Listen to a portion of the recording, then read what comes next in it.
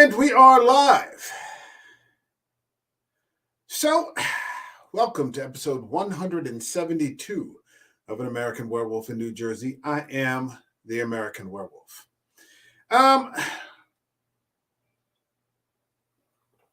me while I wet my whistle. I saw someone earlier, a few minutes ago, say that, this is something they never thought they'd see on this channel. And there's some truth to that. But in all honesty, I'm curious. It turns out that there's going to be a Friday the 13th prequel called Crystal Lake. And if you're in any way, shape, or form familiar with the type of content that I cover, now going into my third year, you're seeing this 172 episodes plus numerous ones that I didn't bother to number. You know that I won't touch Friday the 13th with a fucking 10-foot pole. I think actually I covered one Friday the 13th movie, and it was called Jason Goes to Hell. And that was back when I was doing a subgenre for the channel called Something Shitty, This Way Comes. And I went on and talked about, what a piece of crap it was and so on and so forth. And that's, the only way that I've ever discussed Friday the 13th. I think that largely the franchise itself is a producer-driven kind of franchise where basically somebody said, Carpenter in 78 released Halloween. How can we capitalize on this success with a franchise of our own, with an unstoppable killer? And came up with Jason Voorhees, Friday the 13th, Camp Crystal Lake, so on and so forth. Hold on a second. We got a comment here. Hey, it's Eric. What's happening, man? The American Werewolf discussing something in the Friday the 13th franchise. I never thought I'd see the day. Well, this is the second time. Remember, I did Jason Goes to Hell. And I remember I remember when that happened, you're like, you went right for the juggler, my favorite fucking Jason movie. I'm like, sorry, man. I didn't pick it for that reason. But it turns out that, yeah, like I said, there's going to be a prequel. And so it's just very easy to say, well, Werewolf, you're fucking doing this for likes and for to grow the channel. Well, yeah, I am doing it to grow the channel, but not for the other reasons that you may think. I'm genuinely intrigued by this because it seems to have the backing of the A24 production company, and it also seems to have the backing of or it's going to be run by fucking Bryan Fuller.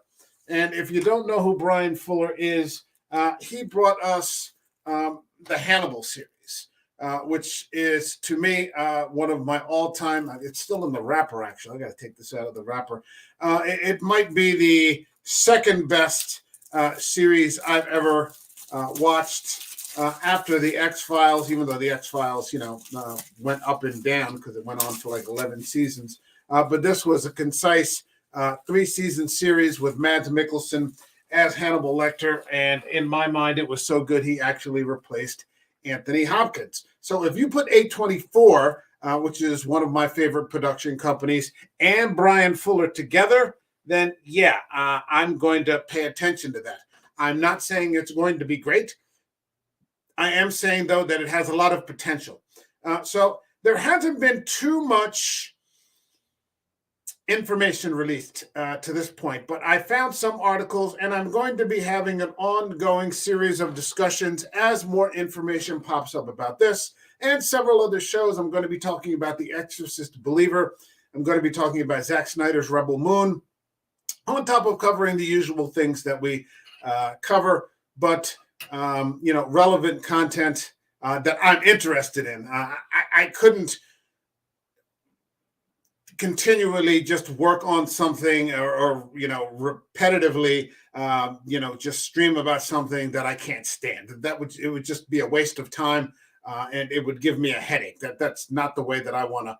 I understand that negativity drives viewership. That's not necessarily the way I want to go. If I watch something and it's terrible, well, then, maybe I'll stick with it, so on and so forth. I've got Ahsoka coming up. Now I'm going to be covering that. But I'm doing it not just to shit on it. I'm doing it because I'm genuinely interested in it. So let's look. Erica is saying, I'm interested to see if this is how his mother dealt with the death of her child and her descent into losing her mind. Plus, the A24 backing could be a positive. I know for a fact. Yeah, you're not just. Yeah, I'm not doing this for clicks and views. Love the Tommy Jarvis character from Part 6. I have the distinct impression that this is going to be something very similar to Bates Motel, where you had Vera Farmiga. Vera Farmiga is pretty much the A-list. They're going to do this, maybe 2 or 3 season, prequel, leading up as to how Norman Bates became who he was. In this case, we're going to see how Mrs. Voorhees became who she was, and Jason, so on and so forth. So let's get to some of the articles that I have here. I've got this first one from Gizmodo, and I'm going with because there are articles from last year about this. And so I got a couple of decent ones here. Gizmodo, Bryan Fuller offers intriguing news on Friday the 13th prequel show. And this is written by Justin Carter from January 15th. Peacock, and I also like that it's going to be on Peacock. It's something you can, hopefully they're going to do something like a weekly release instead of dropping the whole series. I don't like when they do that. I like the fact that, you could watch something and then you have something to look forward to, as opposed to, dropping all 8 or 10 or 12 episodes. And then, it's in the zeitgeist maybe for, 2 weeks and then it's just gone. These streaming companies need to make money, and so they need to slow down their release speeds. Okay, so Peacock and the creator of Hannibal team up to reveal the story of the titular summer camp, which is actually in New Jersey. So, this is my home state. This weekend marks the first Friday the 13th of the year, and for horror fans, that meant looking back on the Friday the 13th franchise, which I avoid doing at all costs. The film rights are a bit of a mess, but that didn't stop Peacock from announcing that it was working on a TV prequel called Crystal Lake, headed up by Bryan Fuller of Hannibal fame. Now, Peacock is also going to be, they're going to be they're involved with the release of this new Exorcist franchise. So that's also going to be coming to Peacock. So Peacock is rolling the dice on horror. And, my fingers are crossed. I hope it works out. Because, if it does, then, we've got something cool to watch. I'm not, deliberately, talking about this so I could say, aha, gotcha. I genuinely want it to work because I want to watch good horror and I want to watch new shit. And this is not what I would consider new shit, but it has the potential to be a fresh perspective. If you had told me when this came out that they were going to do a series on Hannibal, I probably would have said, what the fuck is your problem? And it just turned into just a diamond, just a beautiful operatic piece of horror. It's fantastic. So that's why I'm, keeping my fingers crossed here. According to fandoms, Eric Goldman, Fuller, and several Crystal Lake writers made an appearance during a Friday night screening of Friday the 13th Part 3. I'm glad I missed that. It was there that Fuller provided some tidbits of news on the show, such as, okay, so apparently this guy doesn't know how to fucking write, such as Kevin Williamson, writer of Scream and Peacock's recent horror flick Sick, has been tapped to write at least one episode for the series. He added that the show's music would be a mix of old and new. Henry Manfredini, composer for most of the franchise films, would write a classic score for the show, and an unannounced composer would provide a more modern one. And here's something that says he wants it to go to space. Okay, we'll come back to that maybe. Casting-wise, Fuller revealed that the show's already locked in on one cast member, Adrienne King, who played Alice Hardy in the original Friday the 13th from 1980. King will have a recurring role in the series. At the moment, it's unclear if she'll just be playing an older version of Alice or have a whole new role to play in the prequel. So you don't know if this is going to be jumping back and forth. with the timeline. As far as other franchise characters are concerned, Fuller said that the show would cover, quote, the life and times of these two characters. Presumably, this is referring to Jason Voorhees and his mother, Pamela. It would be great to see Amy Steele. She's just a hottie. The show can apparently use elements from any part of Post Friday Part 1, so there's an interesting future ahead in store for the show. As far as the future of the series is confirmed, Fuller has reportedly pitched 4 seasons worth of material for Crystal Lake. Man, I have a lot more faith in this already than I have in this Exorcist thing. I have way more faith in Bryan Fuller than I have in David Gordon Green. I want to give David Gordon Green the benefit of the doubt because there's a lot of money riding on this. But Bryan Fuller tells me something, I'm going to give it a shot. He claimed that Peacock would pay a, quote, pretty hefty penalty, end quote, if the show got axed after 1 season, so that at least gives the show a bit of a security blanket. Maybe by season 4, Fuller will have decided if it's the right time for the show to go to space. All right, maybe we'll get into that in a little bit. Okay, so that's that particular article. Hold on a second. We do have some comments here. We have some more articles. Let's see. Crichton Duke was cool and amazing. Yeah. I haven't seen these in a long time, but yeah, I remember some of these names. Elias Voorhees needs to be shown. The firms and accidents on Crystal Lake should be shown for the prequel. The fires. Okay, that's what I thought. The fires and accidents. I have friends in Jersey that live maybe 10 miles away from where the original was filmed. I think Bill is somewhat close to that. Jason being an outcast needs to be shown. Please keep Kevin Williamson away from the writing. Amy Steele still looks great. Yes, she does. I saw her at one of the cons. I should have went up and got her autograph. I'm going to have to bucket list that one. Pamela working at the camp while being friends with the camp owners should be seen. I think that this is going to be a hit, if for no other reason than there's just a massive following for Friday the 13th. And so a fresh take. What I don't know is if Bryan Fuller doesn't do campy stuff. And largely Friday the 13th is a campy franchise. Like, it's not scary. They're not serious movies. They're more like comedies. So I don't know if that means, he may turn it into something super serious and grounded, which is right up my alley. But you know how horror fans are. Oh, do not do it. So we'll see how it fucking goes. Hold on. Now, I'm curious about this going into space thing. So let's see. Hold on. Where was it? Space. Yes. Okay. So here we go. Bryan Fuller wants this is from Gizmodo, this is from last year, this is from November 1st, wants his Friday the 13th show to go to space. I don't know how this is going to be grounded, but who knows. A Friday the 13th prequel show titled Crystal Lake coming to Peacock, blah, blah, blah. Bryan Fuller is clearing up some misconceptions. In a new interview, Fuller explained that the show can, in fact, use anything from the franchise. We've said that already because it's a streaming service, not a movie. He also is likely to go at least 2 seasons, how many seasons he had planned. And then if the show goes 10 seasons, he has a plan for that.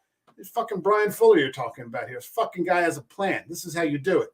If we get 10 seasons, I'm going to make a concerted effort to find a way to rationally and dramatically and in some fashion go to space. Space, motherfucker. Mars, bitches. Mars. M-A-R-S.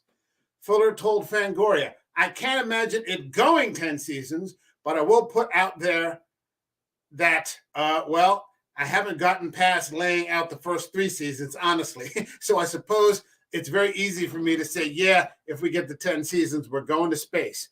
Wait and see. When news broke of the show coming, reports were that because of the complicated rights issues surrounding the Friday the 13th franchise, the show would not be able to use anything from films after the first movie, which basically meant no hockey mask for Jason. but Fuller explained that's not the case. As a streaming series, we have the rights to do everything underneath the Friday the 13th umbrella. That's a big fucking Bowie knife. The movie rights are a completely different thing. They are tied up at New Line and are super, super messy and probably won't be untangled anytime soon. But as far as us chickens in the television industry roost, we have access to anything and everything that Friday the 13th has done up until this point. Being as the show is a prequel, though, fans speculated just how far before the first film could the show possibly take place. Years, decades, centuries? Fuller couldn't get into specifics of when the show is set or what the story is, but he said it's less a prequel and more of a remakeable. Pre-remakeable. What does that mean? That's what I was about to fucking ask. Well, he said Jason will be a part of the series, and quote, I think over the course of the series, you will see many familiar manifestations of Jason, end quote. So that makes it sound like it'll be much, much closer to the original stories than many expected. Now, when Hannibal did, when he did Hannibal, he redid a lot of the classic storyline. He did Hannibal, the Ridley Scott variation. He did Red Dragon. He had, Richard Armitage, the guy who played Thorin Oakenshield from The Hobbit, played the Red Dragon, played the Tooth Fairy. Top-notch casting. We had like Fishburne playing Jack Crawford. Gillian Anderson was introduced as a completely organic character. This guy really went to the wall with this. And the show was canceled in the third season. They were hoping to bring it back at some point, and it still might happen. And the fourth season was supposed to be his redo of The Silence of the Lambs. And at that time, Ellen Page was still Ellen Page, and she was going to be cast as Clarice Starling, which I was like, oh, really? You know? But of course, you know, she's no longer, let's not get into that. So, I mean, what I'm saying is that this guy usually has something mapped out. It's very intricate, very detailed. It's not shit. In addition, Fuller explained that Crystal Lake is coming to Peacock because the streamer really rolled out the red carpet for his team. Wow, they're really going for it with horror. There was a bidding war on this, and Peacock came in strong and gave us full season commitment with a huge penalty if we don't do a second season, he said. So it's kind of a 2-season commitment, but really just the first season commitment. We're going to have roughly 5 times the per episode budget that we had on Hannibal. Fuck. Eric, we got to get to Hannibal. You read that right. 5 times the per episode budget of Hannibal, a show that looked amazing. No wonder Fuller thinks if the show goes 10 seasons, he'll be able to pull a Jason X and go to space. It will absolutely be recognizable for the hardcore Friday the 13th fans, but will also have an appeal to people who are simply interested in top shelf TV storytelling. He said, fuck yeah. That's what I'm talking about. So we've got more. Let's see. If Crazy Ralph is shown becoming deranged over the Camp Death curse, then I am in. No sabotaging the summer camp with booby traps set by Pamela and her blaming hunters would be interesting. Now, there are more articles here. Let's see. Right here. Let me share.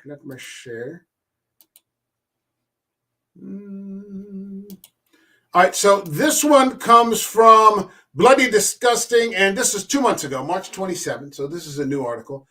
Finally getting to return, Crystal Lake, the upcoming prequel series from A24, Peacock and Bryan Fuller.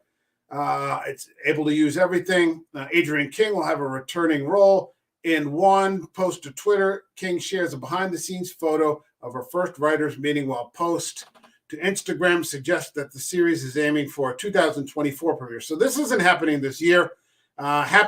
She writes on IG, happy Friday, camper, Bryan Fuller, our bloody brilliant head counselor / producer of Crystal Lake, the upcoming series, and I had another exciting meeting filling me in on what's in store for us at Camp Blood. Always a joy and can't wait until I'm able to share some details. Check out the updates below and expect more soon. I don't think there's too much new here, but kind of a cool picture of the. Hold on. That's even worse. Okay, kind of a cool picture there. All right, no problem. Let's take a look. Anything else? Her and Bryan Fuller. All right, so that's that. Let's get rid of that. So, I mean, lots going on here. We've got one more article to discuss this, and then we'll wrap it up to keep it. What's this? Crystal Lake, here we come. This is from the Mary Sue. The Mary Sue, our wishes have been granted. We're finally getting Friday the 13th. Aside from a couple of games and documentary, there have been no new installments in the franchise since the 2009 reboot. After years of false starts, we're able to breathe a sigh of relief. Bryan Fuller is giving exactly what we want, and Crystal Lake couldn't be in better hands. Very, very talented. He gave us Hannibal. A24 behind the upcoming prequel. It's an exciting time to be a Friday the 13th fan again. What about the other details surrounding Crystal Lake? Here's everything we know so far. 2024, we know the plot. Is there anything new? Have a cast? Anything else we need to know? Yeah, that's basically it. So I know now you know as much as I do about this, and I'm very much looking forward to it, or at least finding out more information. Bryan Fuller, A24, not a problem. What do you think? I mean, leave something in the comments. Let me know what you think about this. Sub to the channel. Like the video. Thanks for stopping in. I'm going to make these brief. They're not going to be extra long. I'm just going to give the information as it appears. I'll be releasing more videos about Crystal Lake. I'll be releasing more videos, like I said in the beginning, about The Exorcist Believer. I'll be releasing more videos about, lots of new and upcoming stuff on top of the things that this channel already does. Okay, that's it for right now. All the best. Thanks for everybody for stopping in, and we'll see you in the next stream. All right, we'll be here. I'll be here tomorrow, actually, at 10 a.m. Eastern time, and I'm going to be talking about Zack Snyder's Rebel Moon. So plenty going on for this year with a writer's strike and possibly an actor's strike. But we've got a good year's worth of content, still ready to be released, and I'm ready for it. So you take care, and I'll see you in the next one. Later, Gators.